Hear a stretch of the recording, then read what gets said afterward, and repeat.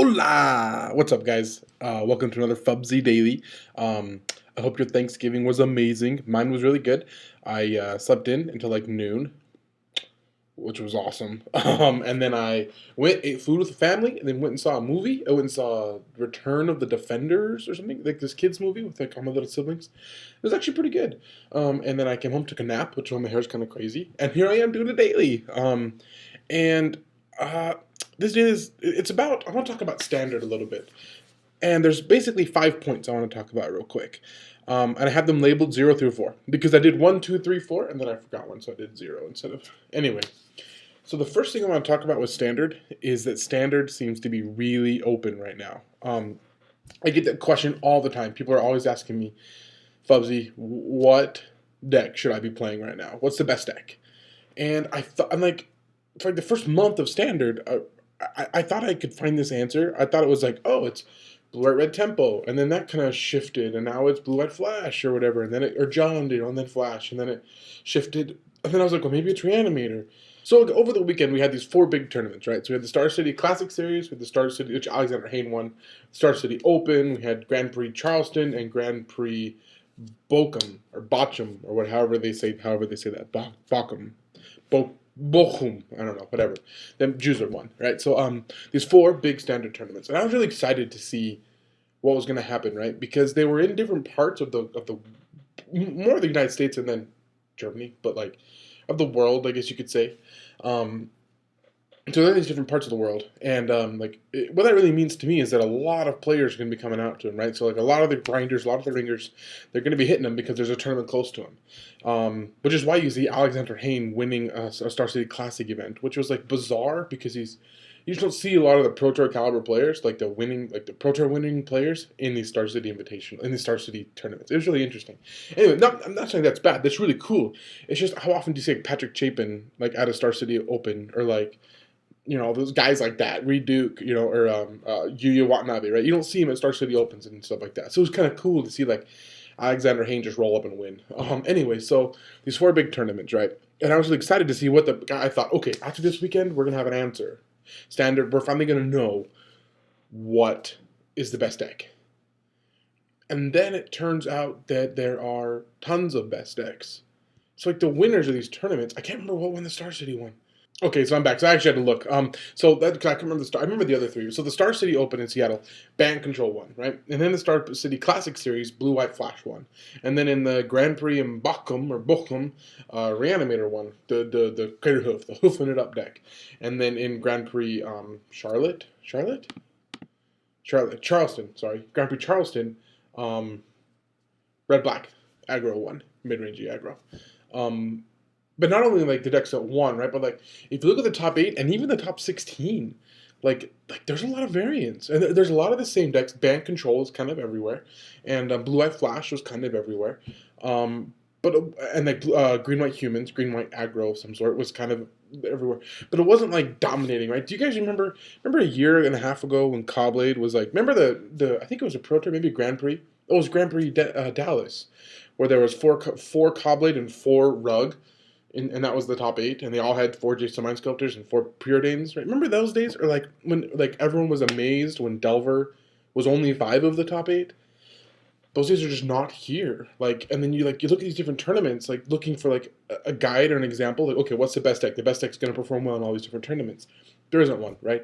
What's really important right now in standard, what's more important than playing the best deck is reading the metagame. That's what's really important. Picking the deck that's gonna crush the metagame.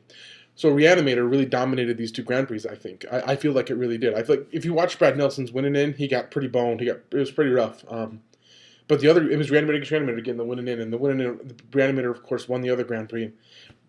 That's a big deal. So like for San Antonio, I think you got to have a bunch of Rest in Peace, a bunch of Purify the Graves. Even as a Reanimator deck, you have to be able to stop the other opponent's Reanimator decks. Also, of course, Sphinx's Revelation, Band Control, huge turnout. But nothing was dominating. And so I think this is really cool. So that means right now in Standard, you should play the deck that you play the best. I don't think there is a number 1 deck. Now, we still have a month or 2 until the next set comes out, and things could shake out differently. But for now, play the best deck. Not play the best deck. Play the deck you're the most comfortable with. Play the deck you like to play the most, and you'll have success with it. I don't think there is a best deck, and I think that's really sweet. Standard's pretty open. At the same time, I kind of wish there was a best deck so that I could just play it. But for now, so like I know I want to play like Thragtusks. I really like Thragtusk a lot. I really like Angel Serenity a lot. Um, Probably I'll play those cards. Probably it'll end up being Band Control, because I like Sphinx's Revelation. But I don't know for sure what's gonna happen. I guess we're gonna find out. With San Antonio, and then the next Star City, and then there's one in Baltimore, and then Vegas, and I'll be in Vegas. So anyway, so that's point zero or point one, whatever, right? Is that Standard is really open right now, and play the deck that you like the most. Now, that doesn't mean play some garbage deck. You still have to play a good deck, right? But like, there's so many good decks out there. Collective Blessing decks and just everywhere. Okay, so next thing, Thragtusk. So, this is gonna surprise a lot of you, but this week was the first time I've ever played with Thragtusk. I had never cast him pre-rotation and post-rotation. I had never played the card. I played against it a lot, but I never actually played with Thragtusks. So I didn't understand there's this whole other aspect of Magic called the Thragtusk Mirror. And oh, that is painful. Man, like you both start at like 50 life. That's annoying. But anyway, it was kind of an interesting little insight. I started to realize that, especially in like a Bant Mirror or something like that, you just don't need to worry about the life totals. Life totals are like basically irrelevant. And what's really important is like board. Like I never had like this board where it was like, oh, basic combat math and can I squeeze in this extra 2 points of damage. A lot of times it was like, we're just gonna chill, I'm just gonna chill, you're just gonna chill until I can Angel Serenity 3 times or something and just crush you or whatever, right? And like with Sphinx Revelation and Thragtusk, life total just doesn't matter right now, and it's all about board position and maintaining control of what's happening on the board.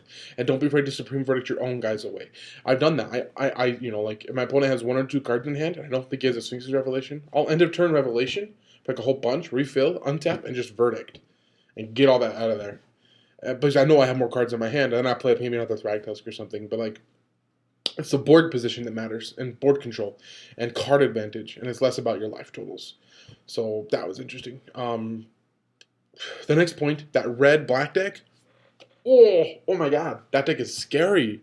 That is like, that deck is really good. I really like it. I really like where it's going. It's like the zombies deck, but like he's fit in like the Thundermaw Hellkites and the Hell Riders and the Falkenrath Aristocrats. He's playing all these awesome like haste cards. And that's so awesome. Like, it's really good, but like that means you have to be really ready for it, right? Because right now in Standard there is not a lot of instant speed removal. No one's playing a lot. I mean, I think you have to play your ultimate prices, bump them up. I think you're going to play a lot of those. Searing Spears, play them. You know, I mean, they don't do as well against Thundermaw, but they kill Hell Riders. Like, you really have to. I mean, there's a lot of haste and like a lot of flash creatures, Restoration Angels, and I mean, you just gotta be ready for that. That red-black deck looks so scary. It looks really good. I don't have like any of the cards for it. I don't play red-black, so I don't have Growl's Messengers or Grave Crawlers or anyway. But like the deck is awesome. So there's that. The next thing, counterspells. Counterspells, they're not as good as they were. Like they're really good in the mirror still for Bant, but they're pretty mediocre everywhere else because everyone's playing Cavern of Souls. So like these reanimator decks, especially like the Brad Nelson one, they're playing Somberwald Sages and stuff, so like they don't care about your counter spells on their Unburial Rites because they'll just hardcast it, and that's really good. And I can do the same thing. Like I have this reanimator deck right now, where I don't need to Unburial Rites or anything. I can, but I don't need to. I can just hardcast them, and I can just get those fatties out there really fast. And that's really scary. And counterspells are just not very good right now. I would not be playing very many counterspells in my deck. And they should blue-white flash, I guess. But even that deck is because of all the things that you can't counter. I'm not sure how I feel about that deck right now. I know that if I was playing Bant, I would play like Selesnya Charm over like a Dissipate right now, like to get rid of Thundermaw Hellkites and like Angels, things like that. I don't really know, but I don't really like where counterspells are at right now, so I wouldn't play very many of them. And the last thing, Deathrite Shaman. Oh, what a guy, right? So I played in a Wednesday tournament, and I played a Reanimator deck that didn't have Deathrite Shaman. So it was like, I looked at the deck that top 8'd the Grand Prix, and it had 4 Deathrite Shamans in it and like Forbidden Alchemies. It was awesome. I was playing blue instead of red, but it was Reanimator. It was really sweet. And then I saw a list online like 2 hours before the tournament started, a moto list that didn't have the Deathrite Shamans. It had Augur Bolas instead, and I was like, ah, what the heck? I'll just try it out. And all I wanted was Deathrite Shaman. Like, every time I cast Augur Bolas, I was like, I wish you were Deathrite Shaman. Like, Deathrite Shaman is just amazing, and I think he's really important. I would play Deathrite Shaman a lot right now because like sticking a turn 1 Deathrite Shaman is really good against the Bant decks, and it's really good obviously against Reanimator decks. It's fantastic against the blue-white flash decks. It's only not good against the aggro decks. And so I guess it's just not good against aggro decks, right? You have to go over the top and just not die. But like against like these other like common and powerful decks right now, it's just a fantastic card. If you can stick a turn 1 Deathrite Shaman against Bant, I don't know what they do. I don't know what they do. Because then you just sit there with him and like you just own them with your Deathrite Shaman, and they have to like verdict away your Deathrite Shaman. Oh, and I saw someone do that on Wednesday. They like the Deathrite Shaman was just eating them alive, and they just had to verdict it away, and like brutal. It was awesome.